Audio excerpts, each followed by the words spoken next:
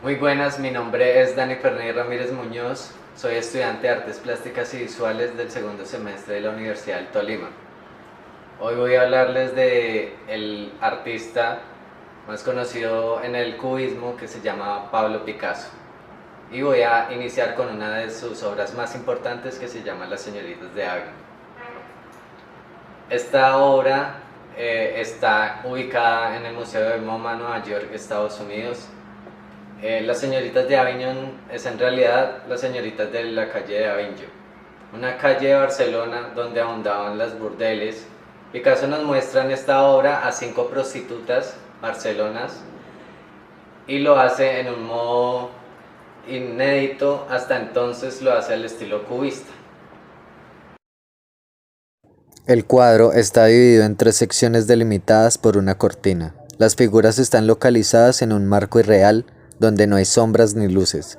Sin embargo, en contraste con la luz, es destacable la gran variedad de colores que abundan en la obra, desde ocres y blancos hasta rojos y azules. Las dos figuras del centro están situadas de tal forma que parece que nos ven desde arriba, simulando además que están de pie, pero están tumbadas, acción que refleja la postura de los brazos tras la cabeza. Es destacable, además de esta franja, unos tonos de colores menos fuertes que los de sus lados, como son los blancos y el celeste. Picasso realizó este cuadro en el otoño de 1901 durante su segunda estancia en París.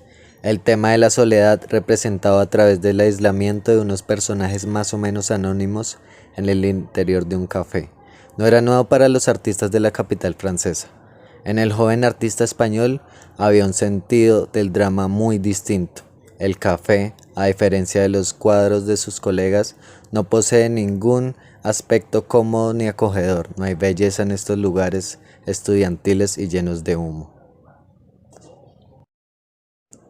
Esta obra sombría fue un ejemplo importante de expresionismo. La Vie fue el homenaje conmemorativo de Picasso a su amigo más cercano, Carlos Casagemas, un compañero estudiante de arte español que lo había acompañado en su primer viaje a París.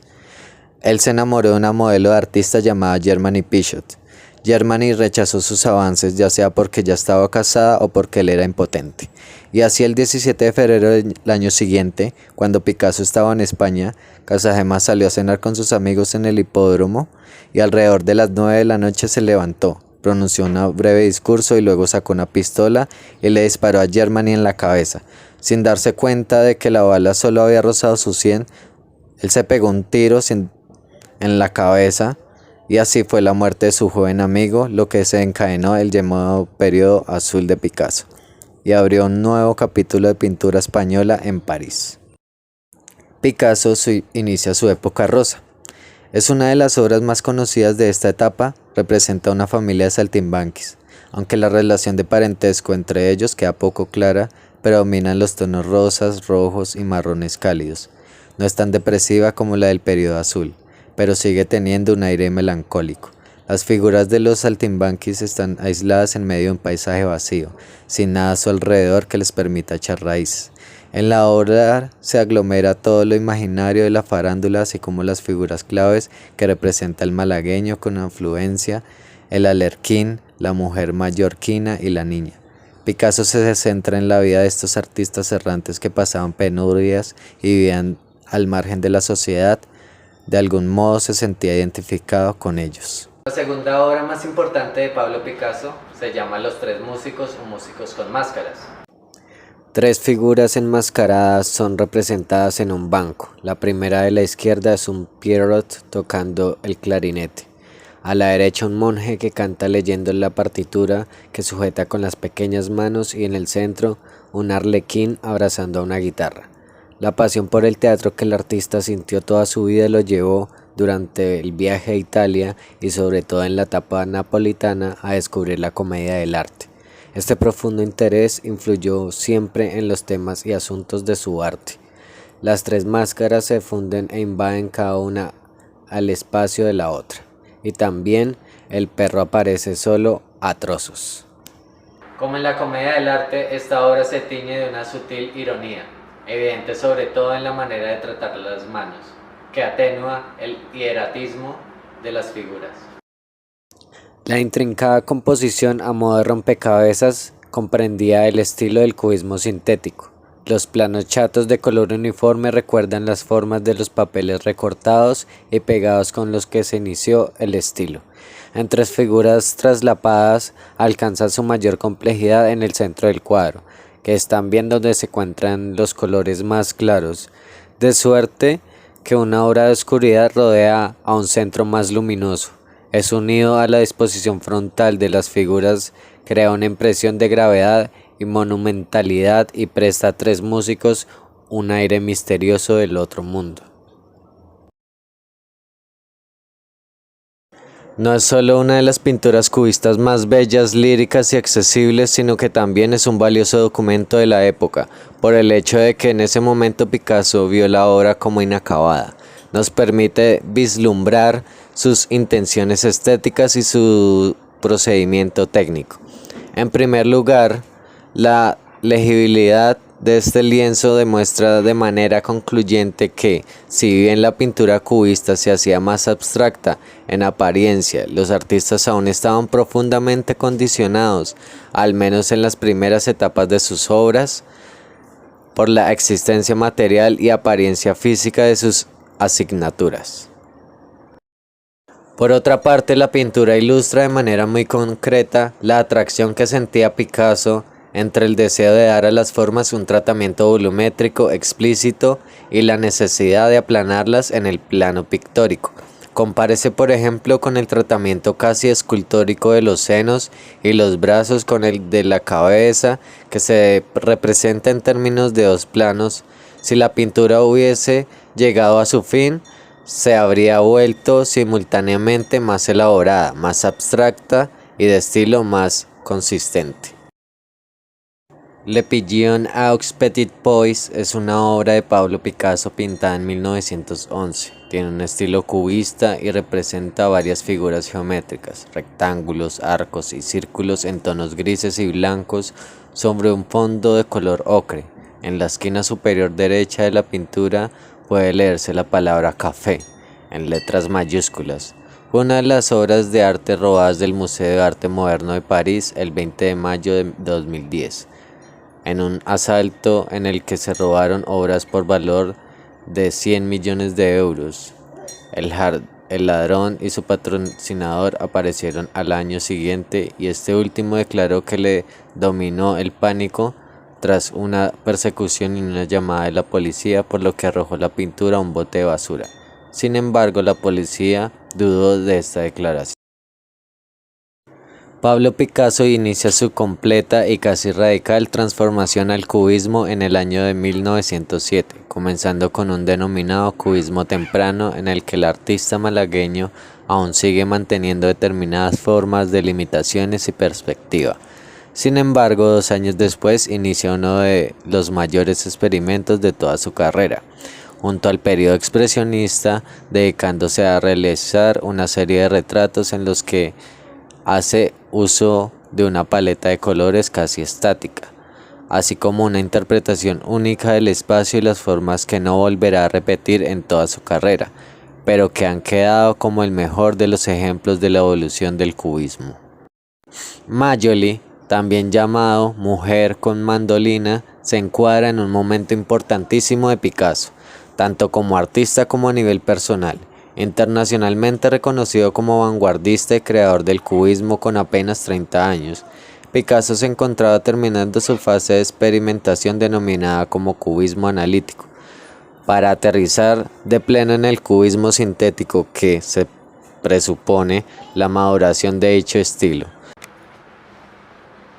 La tercera obra más importante que les voy a hablar se llama Guernica, fecha de creación en 1937. Este es un cuadro cubista de movimiento cubismo. Es un periodo surrealista y la clasificación de una pintura alegórica.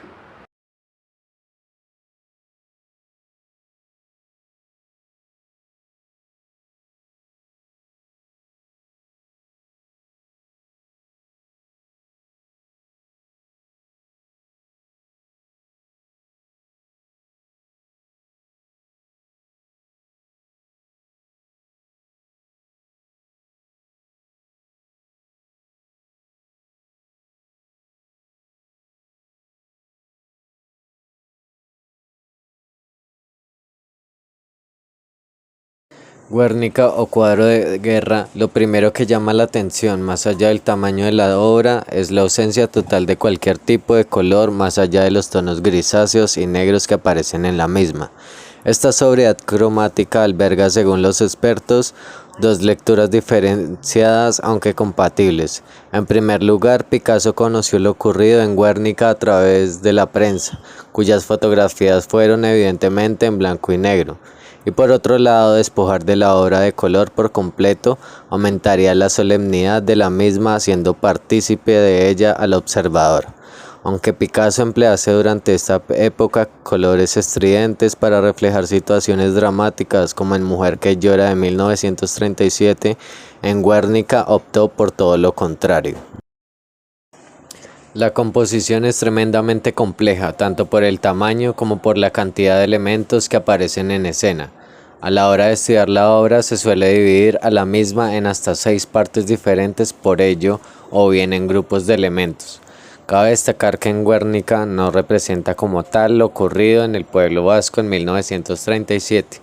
No es una obra realista que refleja una escena concreta del momento, al igual que tampoco lo sería el Osario de 1944-45 o Masacre en Corea de 1951. A simple vista parece no responder a ningún orden y que las figuras que aparecen se sitúan en la obra conforme al libre albedrío o disposición del autor. Sin embargo, a la hora de observar la obra hemos de fijarnos en 3 figuras claves que serán las que marcarán el resto de la composición conforme a su importancia. El toro, en el lado izquierdo de la misma, que representa un rostro humano con expresión desencajada, según Picasso representa la brutalidad.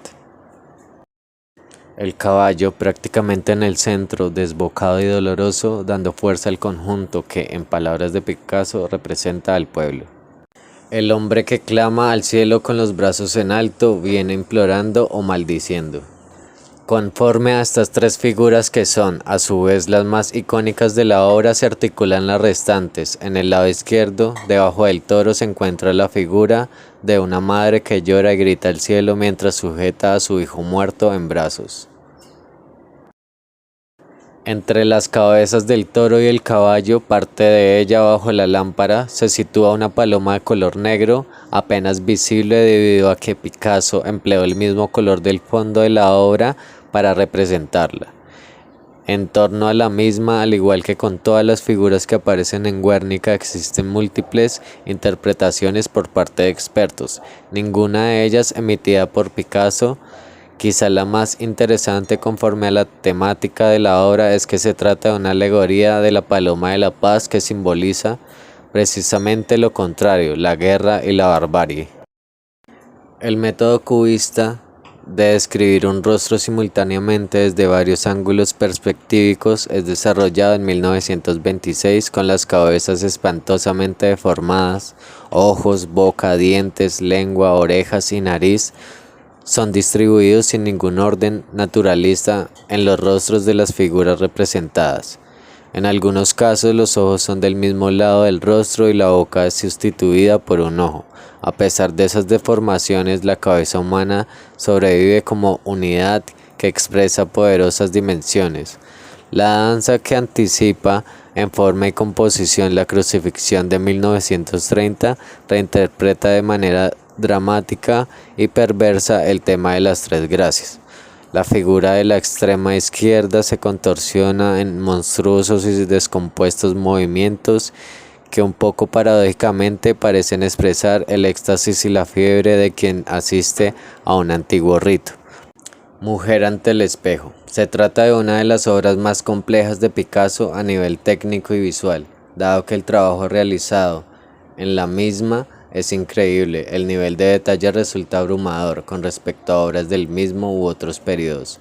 Los trazos muy gruesos se fusionan con el uso de una paleta de colores vivos al respecto de la mujer que aparece a la izquierda de la composición y oscuros respecto a la que aparece reflejada en el espejo. Esta alegre obra fue pintada al comienzo de un año asombrosamente prolífico, en el que Picasso produjo muchas creaciones poderosas, incluido Guernica. La influencia de su joven amor y musa lo había recargado y se convirtió en una leyenda en vida. Esta pintura tiene un sentido de arlequinada, ya que se disponen fuertes bandas de colores brillantes para que el vestido parezca un disfraz. La figura también puede parecerse a una carta de la corte de la reina de una baraja de naipes, cuyas imágenes a menudo están diseñadas con rayas y en bandas invertidas creativamente en el mismo plano. Aquí las bandas de color están soberbiamente controladas por las estrías en blanco o negro para crear una maravillosa serie de patrones energéticos en los contornos del cuerpo. Las lágrimas son posiblemente uno de los aspectos que más llame la atención debido a que caen por el resto de la cara, como un manto líquido y afilado, que va desgarrando el rostro y eliminando el color del mismo. Caen desde unos ojos vidriosos y rotos en el iris y las pupilas se distorsionan debido al llanto de la protagonista. La mujer parece llevarse un pañuelo a la cara para secarse las lágrimas. Sin embargo, la forma en la que Picasso representa el pañuelo más parece un cristal u otro objeto cortante que un trozo de tela con el que secarse las lágrimas, añadiendo así más tensión a esta obra. A pesar de tratarse de una obra concebida en un año complicado, el año en que la República pierde la Guerra Civil Española y en el que comienza la Segunda Guerra Mundial, a pesar de la influencia política de Dora Maar sobre Picasso, en él apreciamos una gran gama cromática agradable y cálida en la que emplea colores de otras etapas, a la par de trazos gruesos, en claro contraste con obras anteriores, con La mujer que llora u otros retratos de Dora Maar. En el osario, Picasso emplea la misma paleta y los mismos recursos que empleó en Guernica. La crudeza, sobre todo en el osario, es increíble, y aunque se trate de una obra por motivos evidentes lejana al realismo, el impacto negativo en el observador se consigue a través del conjunto de cuerpos y miembros que se disponen en el suelo, junto a un inacabado bodegón muy similar al bodegón azul pintado en 1941. La última obra más importante que voy a hablar de Pablo Picasso se llama Las Meninas. Picasso, aun con las ingeniosas universales obras propias, fruto de sus experimentos y concepción del arte, destacó también por sus particulares interpretaciones de artistas clásicos como pudieron ser El Greco. Entre agosto y diciembre de 1957, Picasso pintaría un total de 58 versiones de Las Meninas de Velázquez. El artista malagueño siempre fue un devoto a la producción de Velázquez. La técnica del pintor barroco hispalense creó escuela sin siquiera proponérselo, siendo quizá el mejor exponente de las artes del siglo XVII.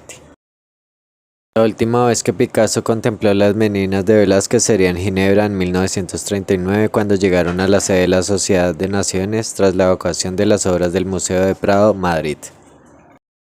Posteriormente, durante su etapa azul en 1901 a 1904, se evidencia la influencia del Greco en el tratamiento de los personajes, uso del color y temáticas. Esto es algo que sucedería durante toda su carrera. Picasso nunca lo negó, él recogía conceptos, los imaginaba y los introducía en sus obras. Por ello, durante el verano de 1957, en su residencia en Cannes, comenzó una de sus series más famosas y quizá atrevidas, Las Meninas de Velázquez, que en este caso serían de Picasso. Por último, cabe destacar la increíble reinterpretación llevada a cabo el 2 de octubre, uno de los iconos de Las Meninas de Picasso y uno de los mejores ejemplos del cubismo tardío de Picasso, en el que todas sus etapas, vivencias y estudios realizados se mezclan dando lugar a una obra total. Las Meninas de Picasso tuvieron un gran impacto y acogida en su momento. El artista malagueño era universalmente conocido y admirado, y la práctica total de la serie se expuso en importantes galerías y museos de París durante años. Sin embargo, cuando en 1968 muere su amigo James Sabartés, benefactor de la colección Sabartés, hoy Museo de Picasso Barcelona, Picasso decide donar la totalidad de la serie al museo, lugar en el que se encuentra desde entonces.